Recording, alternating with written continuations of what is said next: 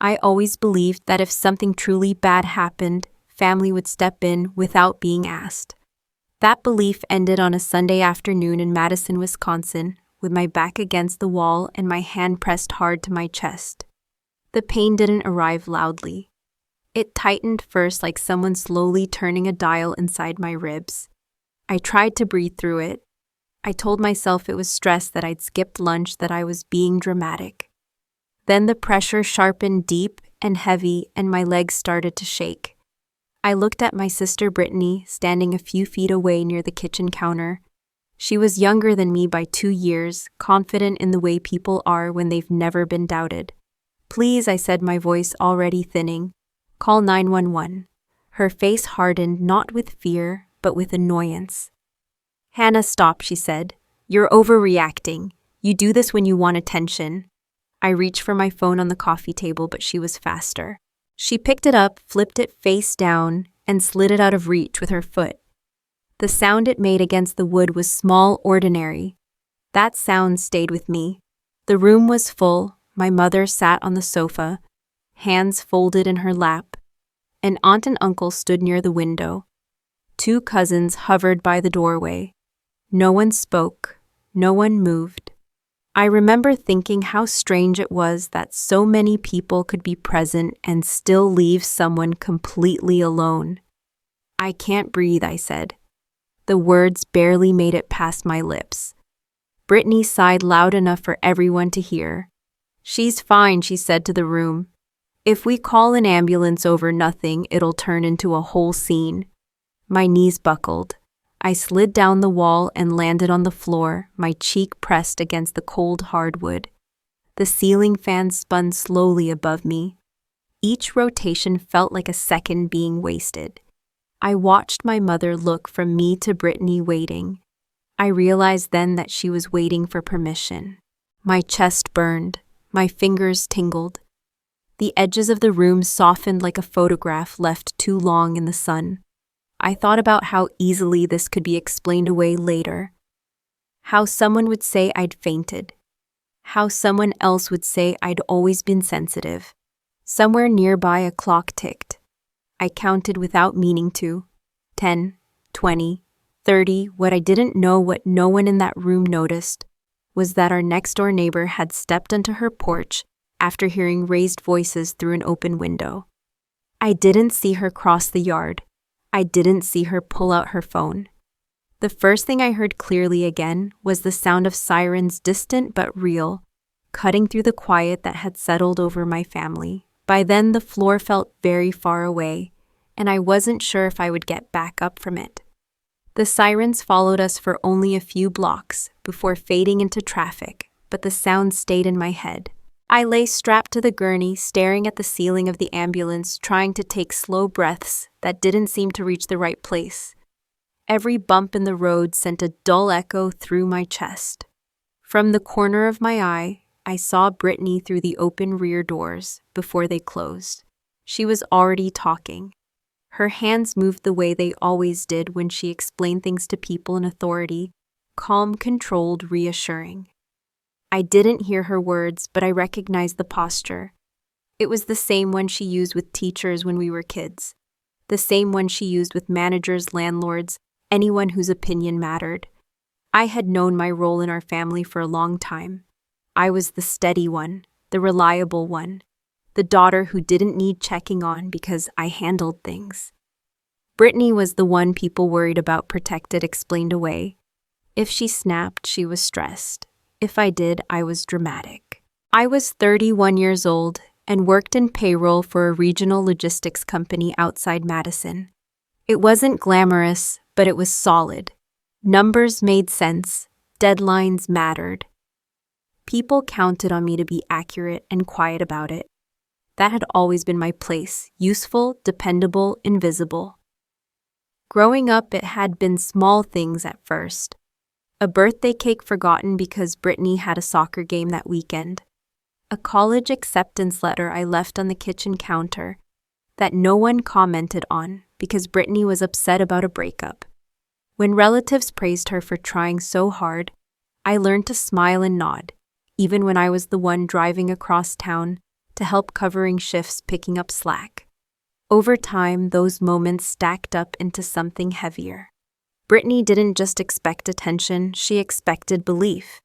If she said something happened, it happened.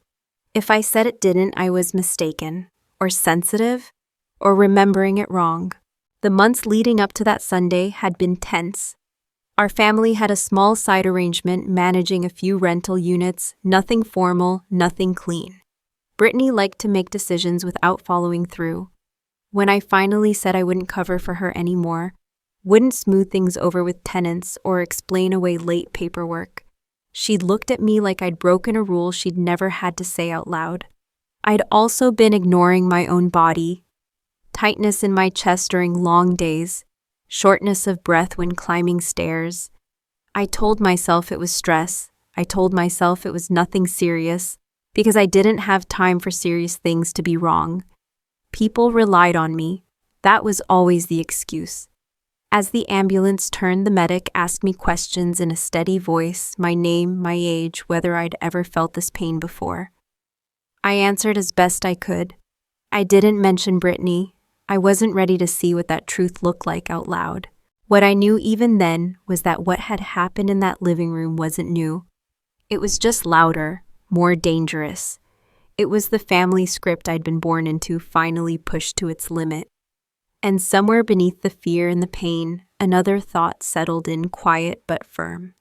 If I survived this, I couldn't keep pretending that silence was the same thing as peace. The first thing I remember clearly was a voice asking my name, as if it mattered more than anything else in the world. I was floating somewhere between pain and pressure when it cut through calm and steady, pulling me back. "Hannah," I said, though it came out rough. "That's good," the voice replied. "Stay with me, Hannah." I opened my eyes just long enough to see the inside of the ambulance. White walls, overhead lights. A man in a dark uniform leaning close. His expression focused but not alarmed.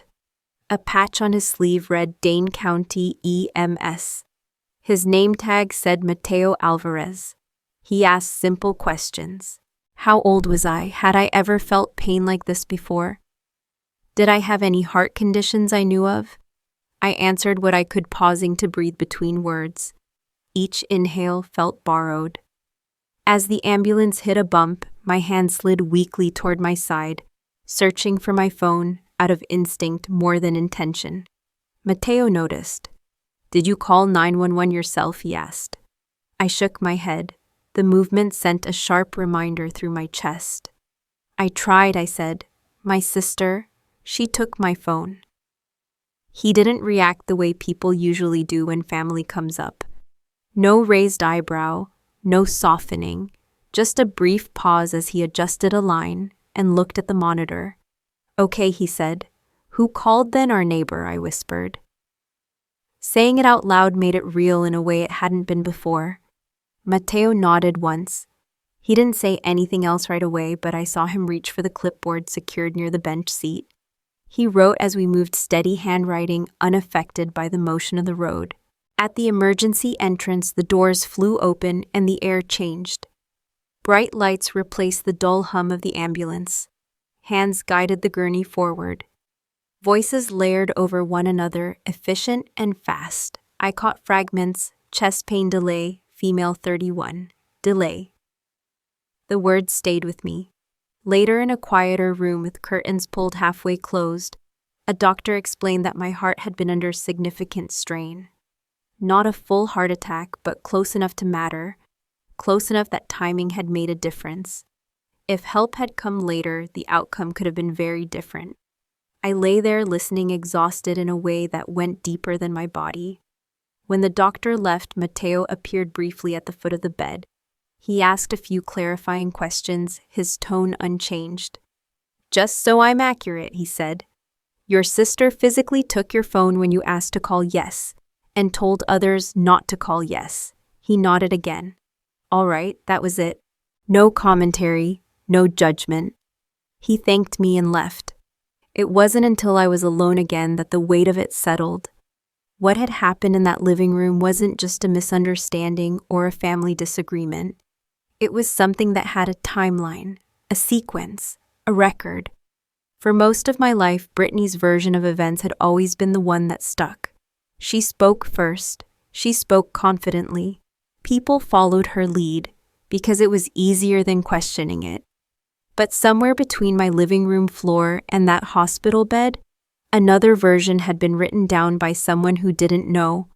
Us didn't care who was favored and didn't need to choose sides. I didn't know yet what that meant.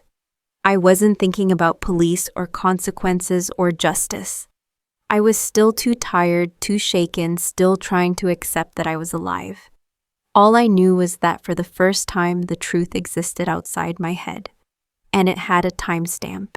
I woke up on Monday morning to the sound of someone knocking on my hospital door and the quiet certainty that Brittany hadn't gone home to sleep. She never did when there was a story still forming. A nurse stepped in with a clipboard tucked against her chest.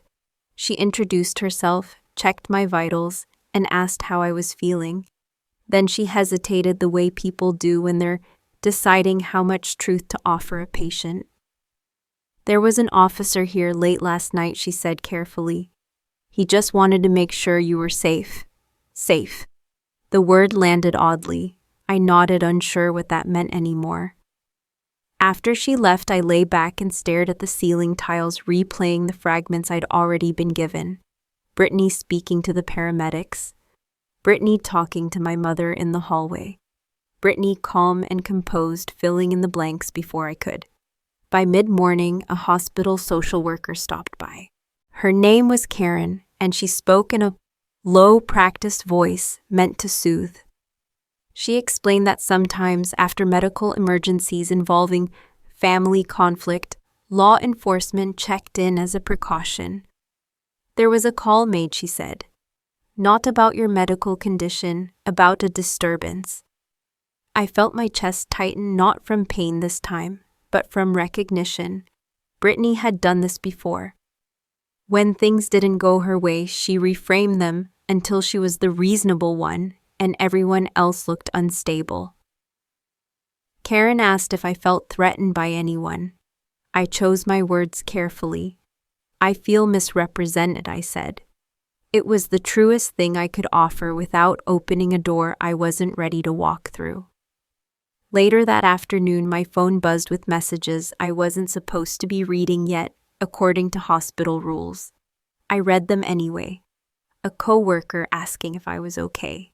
A distant cousin saying she'd heard there'd been some kind of episode. My manager leaving a voicemail that sounded polite but cautious, asking me to call when I was able. Brittany had always been efficient. I asked the nurse for my discharge paperwork even though I knew I wouldn't be leaving that day. I wanted copies of everything: admission notes, test summaries, timestamps. The nurse raised an eyebrow but didn't question me. She slid the papers into a thin manila folder and handed it over. That folder became heavier than it should have been. That evening, my mother came by. She sat in the chair beside my bed and talked around what had happened. She said Brittany was exhausted, that she'd been scared, that everyone was worried about me. I watched her hands twist together in her lap, waiting for me to reassure her. I didn't. What I didn't say was that fear didn't explain a phone taken away. Fear didn't explain a room full of people told to stand down. Fear didn't explain why an officer had been called before I could even sit up on my own. After she left, I held the folder against my chest and tried to steady my breathing. I wasn't thinking about revenge. I wasn't thinking about justice. I was thinking about control and how quickly I'd lost it. Somewhere outside my room, a cart rattled down the hallway. A monitor beeped steadily. Life in the hospital continued, indifferent to family dynamics and carefully constructed narratives. That was when I understood something I hadn't before. If I didn't protect the facts of what had happened, someone else would rewrite them for me. And they'd do it with the same confidence Brittany had always used, the kind that made people stop asking questions. I wasn't ready to confront her. I wasn't ready to speak to the police. I was still too weak, too shaken. But I was ready to stop letting her speak first. I was discharged on Tuesday afternoon with a folder of instructions, a prescription I hadn't filled yet, and a warning to take things slow. I nodded at all the right moments. I waited until the automatic doors slid shut behind me before deciding where I was actually going. The police station was only 10 minutes away, close enough that I'd driven past it 100 times without thinking about what happened inside. This time, my hands tightened on the steering wheel as I pulled into the lot. I sat there for a full minute, engine running, reminding myself why I was here. If I stayed quiet, Brittany would keep talking. Inside, the station smelled faintly of disinfectant and burnt coffee. A television murmured in the corner. A man in a brewer's cap filled out paperwork at a counter. It all felt painfully ordinary for what my chest still remembered. At the front desk, a uniformed officer looked up. He asked how he could help. My voice wavered only once when I said I wanted to make a report about a medical emergency and interference with a 911 call. That word interference changed the air slightly. He gestured for me to sit and brought over a clipboard. His name tag read Officer Collins. He didn't rush me. He didn't interrupt. He asked for dates, times, locations. Sunday, Madison, my parents' living room. I told him what happened the way I'd practiced in my head all night. Not what I felt, not what I feared. Just what I saw and what was done. I asked for help. My sister took my phone. She told others not to call. Minutes passed. I collapsed. He wrote as I spoke. Occasionally, he looked up to confirm something, then went back to the page. When I finished, he asked if my sister had given a statement. She has, I said. I think she called it a disturbance.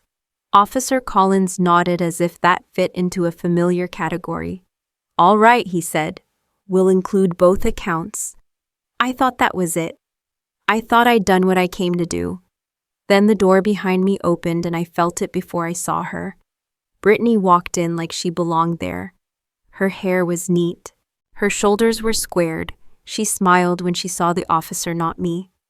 She took the seat across the room and crossed her legs, patient, composed, already certain of how this would end. For a moment, the old instinct flared. The one that told me to soften my voice, to explain her behavior, to keep the peace. I didn't. When Officer Collins returned, he addressed both of us. He explained that given the medical component, they would be requesting supplemental statements from emergency services. EMS reports were standard in cases involving delayed care. Brittany laughed softly, shaking her head. That seems like overkill, she said. This was a family misunderstanding. The officer didn't smile. It's procedure, he replied. Something in Brittany's posture shifted just a fraction. It was the first time I'd seen uncertainty cross her face since Sunday. As we stood to leave, she leaned toward me. You didn't have to do this, she said quietly. You're making it worse. I looked at her and realized something had already broken. Not between us, inside me. I didn't do anything I said. I stopped letting you do it for me. Outside, the air felt sharper, cleaner. I sat in my car again, heart racing, not from pain this time, but from the weight of what I'd just set in motion. I didn't know what would come of it. I didn't know who would believe whom. But I knew this much. There was now a version of events that didn't belong to my family. And I wasn't taking it back. The call from the police station came on Thursday morning just after 9. I was at my kitchen table, my discharge papers spread out beside a mug of coffee I hadn't finished. My chest still felt tender, like a bruise you notice only when you move the wrong way. The officer said they needed me to come in later that afternoon. Emergency services had agreed to provide a supplemental statement and they wanted everyone present. He didn't say my sister's name, but he didn't need to. By the time I arrived, Brittany was already there. She sat upright in one of the plastic chairs, along the wall, legs crossed, phone in her hand. She looked calm, almost bored the way she did when she expected things to go her way eventually. She glanced at me, then away, as if I were an inconvenience rather than the reason we were all there. Officer Collins nodded at me and motioned toward a chair near his desk. The room was small, windowless, fluorescent lit. A clock ticked loudly on the wall. It felt like the kind of place where stories either fell apart or hardened into something permanent. We waited. When the door opened again, Brittany straightened her expression, shifting into something polite and practiced. Then she saw who it was, and the smile froze. Mateo Alvarez stepped into the room in a navy uniform, his EMS jacket folded over his arm. He looked exactly as he had in the ambulance, focused, unhurried, carrying himself, like someone used to being listened to because lives depended on it. He nodded to the officers, then looked around the room. "Which one of you is Hannah?" he asked. I raised my hand slightly. He acknowledged me with a brief nod and turned back to Officer Collins. What followed wasn't dramatic. There were no raised voices. Mateo spoke in a steady, even tone, answering questions in the order they were asked. He described the call they'd received, the scene, when they arrived, my condition when they found me. He mentioned the delay, the bystander who had called 911, the fact that I hadn't had my phone. Brittany shifted in her chair. When it was her turn to speak, she leaned forward, palms open, her voice soft. She called it a misunderstanding, a family argument. She said I'd been anxious, that she'd been trying to keep things calm. Mateo listened without interrupting.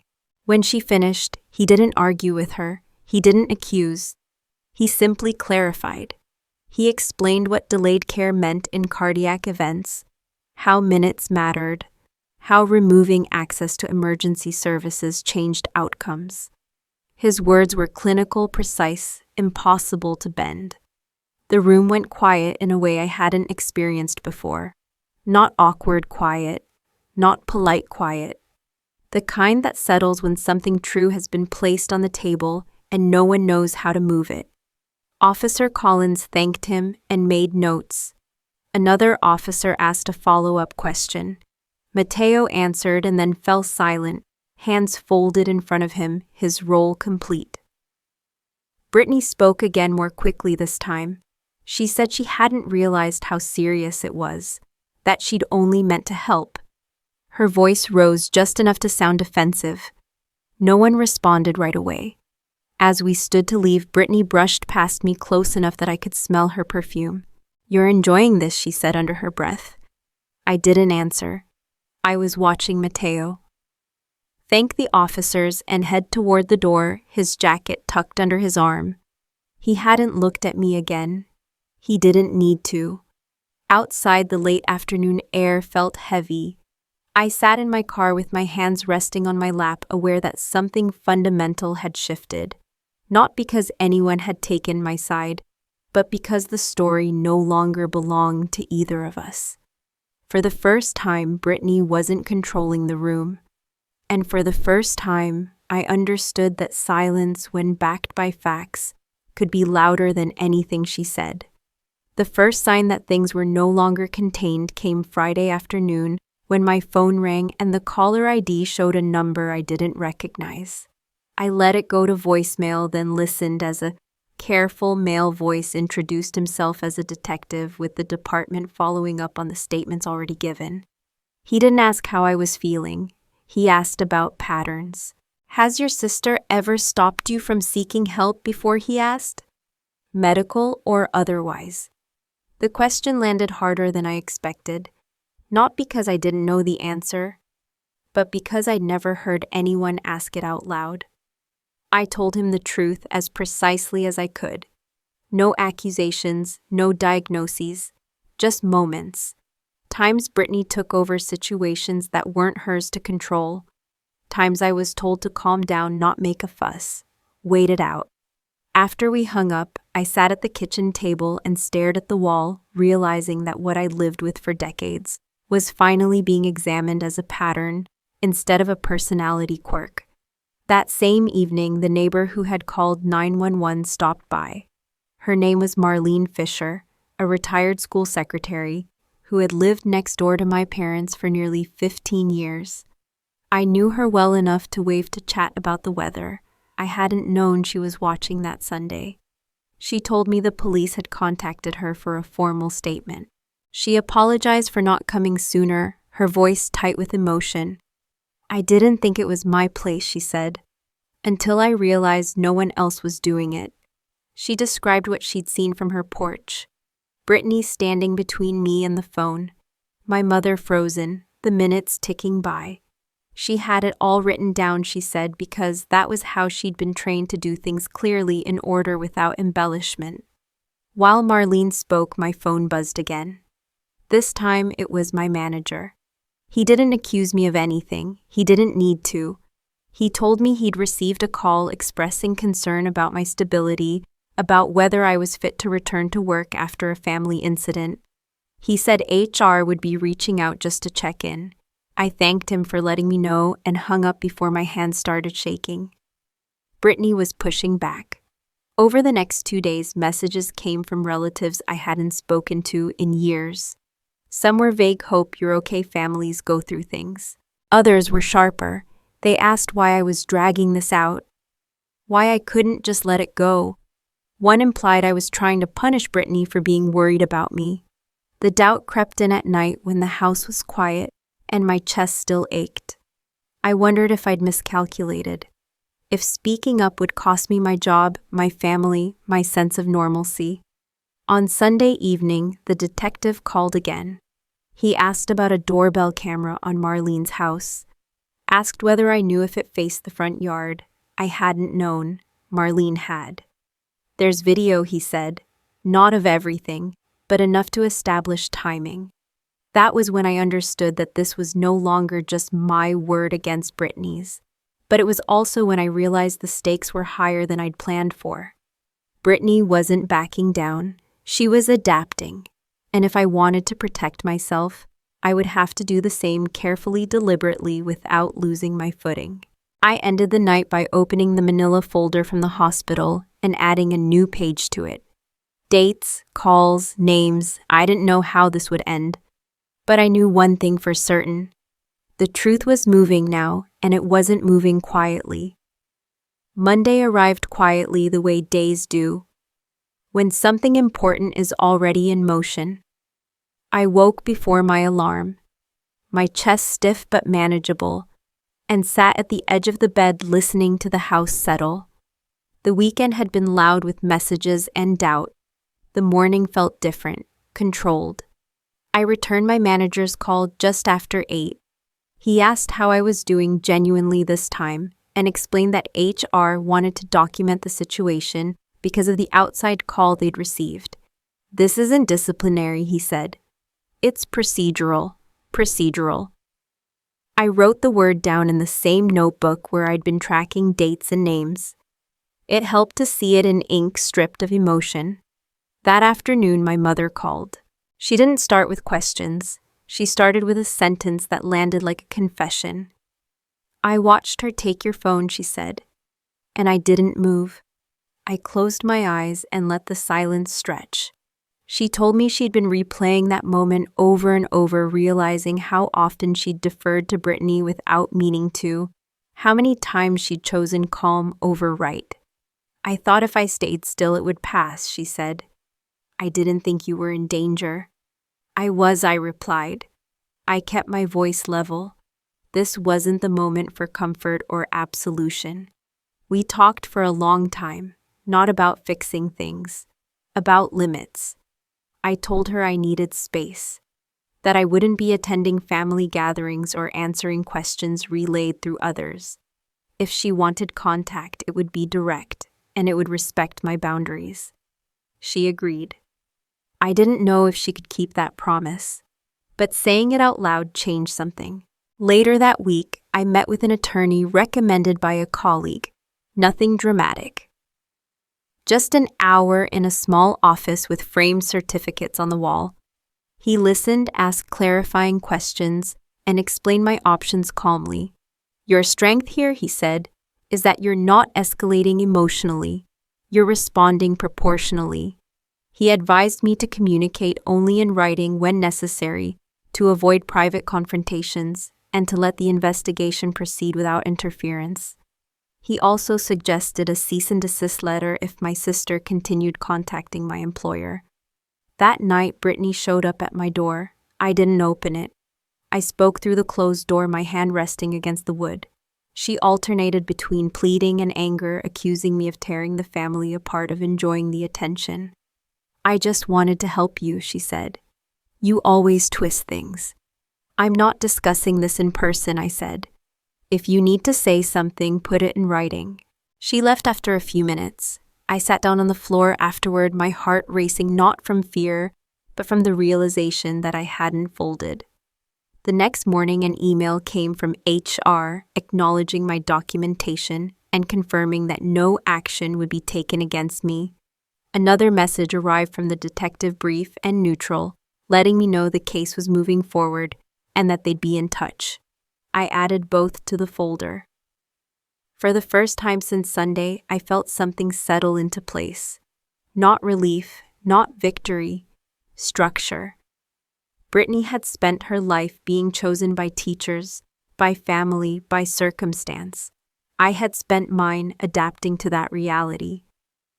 Now the system was choosing process over preference, and for the first time that felt like solid ground. On Wednesday, 2 weeks after the ambulance, I sat in my attorney's office and watched him slide a single page across the desk. It wasn't dramatic, no seals, no courtroom language, just a letter written in clean, firm sentences. My sister was to stop contacting my employer, stop contacting me through third parties, and stop appearing at my residence. Any further interference would be documented and added to the existing record. "That's all it is," I asked. "That's all it needs to be," he said. "You're not trying to punish her. You're trying to protect yourself." I signed my name at the bottom with a hand that didn't shake. The letter went out that afternoon. I didn't announce it to anyone. I didn't warn Brittany. I didn't post anything, didn't explain myself to relatives who wanted a family update, as if this were a holiday argument that got out of hand. I kept working. I kept going to my follow-up appointments. I kept my notes in the manila folder, emails from HR, the detective's case number, Marlene Fisher's statement summary, the hospital discharge page with its timestamps. I was building something I'd never built before, a life that didn't depend on people believing my tone. Brittany, meanwhile, was unraveling in ways she couldn't hide. I heard it through the same channels she used to control. A cousin texted me that Brittany had been taking time off from her job. Another relative mentioned she'd been called into a meeting with her supervisor after the police reached out for verification of contact information. No one told me details. They didn't have to. In a city like Madison, word didn't travel because people were cruel. It traveled because people were curious, and Brittany had always made sure curiosity pointed away from her. Then on Friday night, she tried again. I came home to find her car at the curb. She was on my porch like she belonged there. Arms wrapped around herself against the early spring cold. She stood when she saw me, and for a second I saw something raw in her face, fear maybe, or anger with nowhere to land. "I need to talk to you," she said. I didn't step closer. I kept my keys in my hand, my phone in my pocket, the porch light bright above us like a spotlight I hadn't asked for. "Not here," I said, "not like this." She took a step down the porch stairs, frustration spilling out. She told me I was ruining her life, that I was letting strangers decide our family business, that she'd only been trying to keep things from getting out of control. I thought about Sunday, about her foot sliding my phone away, about her voice deciding for everyone in that room that my breathing didn't matter. "I'm not letting strangers decide," I said quietly. "I'm letting facts decide." She stared at me as if I'd slapped her. Then her voice changed, softer, desperate. "Please," she said. "If you don't drop this, I could lose my job. I could get charged. Mom can't handle it. Don't you care about anyone but yourself for once?" There it was, the old lever, the guilt that had kept me obedient since childhood.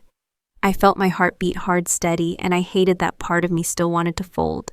Not because I believed her, but because I'd been trained to rescue her from consequences.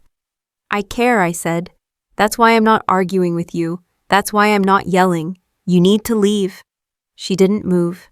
My fingers tightened around my keys, so I did what I'd never done before. I called the non-emergency number and reported an unwanted person at my address. I didn't embellish. I didn't plead. I gave my name, my location, and I waited. Brittany's face drained as she heard the dispatcher's voice through my phone. For the first time, she understood that my calm wasn't weakness. It was resolve. She left before the officer arrived. When I locked my door behind me, my legs finally went unsteady. I slid down the inside of it and sat on the floor, breathing carefully, staring at the quiet hallway of my own apartment. This was the highest point of the storm, and I could feel it. The system was moving, Brittany was losing control, and I was still not at peace, not yet, but I was no longer powerless. The letter from the police arrived on a Tuesday, folded once, my name typed cleanly on the front. I sat at the kitchen table and waited before opening it, the way you do when you already know something has ended and you're bracing for the shape it will take. The investigation didn't turn into a spectacle. There was no trial, no public reckoning. There didn't need to be.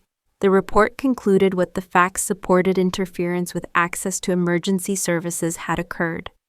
A formal citation was issued. Conditions were set. Brittany was instructed to have no contact with me and to stay away from my residence. The record would remain. That was the justice. Clear, bounded, real. I felt something loosen in my chest that had nothing to do with my heart. The rest followed quietly. Brittany's employer placed her on administrative leave and later reassigned her out of a role that involved public trust. My manager called me in for a short meeting, thanked me for my professionalism, and closed the HR file with a note that the concerns raised about me were unfounded. No apology was offered. None was needed. The paper trail spoke for itself. My mother came by once weeks later and sat at the same kitchen table where I'd read the letter. We didn't talk about Brittany. We talked about boundaries, about how contact would work and how it wouldn't. It was awkward and imperfect, but it was honest. For the first time, I wasn't negotiating my safety to preserve someone else's comfort. Healing didn't arrive all at once. It came in ordinary moments. In follow-up appointments where doctors spoke to me like someone worth taking seriously. In mornings when I drank coffee slowly and felt no rush to justify my decisions. In the quiet confidence of knowing that if I ever needed help again, I would not hesitate to ask for it, and I would not let anyone stand in my way. I kept the manila folder, but it moved from my desk to a drawer. I didn't need to look at it every day anymore. The facts were where they belong now. On Sundays, I started walking in a nearby park the same path every week. I liked the predictability, the way the seasons changed without asking permission. I learned to notice my breathing, to stop when I needed to stop, to listen to my body without apologizing for it. People sometimes ask if I regret taking things as far as I did. I don't. Silence nearly cost me my life. Speaking up gave it back to me. What I understand now is simple. Justice doesn't have to be loud to be complete. Sometimes it's just the moment when a room goes quiet and the truth finally has space to exist. That was enough. It still is. If this story resonated with you, I'd like to hear your thoughts. Have you ever had to choose truth over family comfort or boundaries over silence? Feel free to share. And if you want to hear more stories like this, you can follow along for the next one.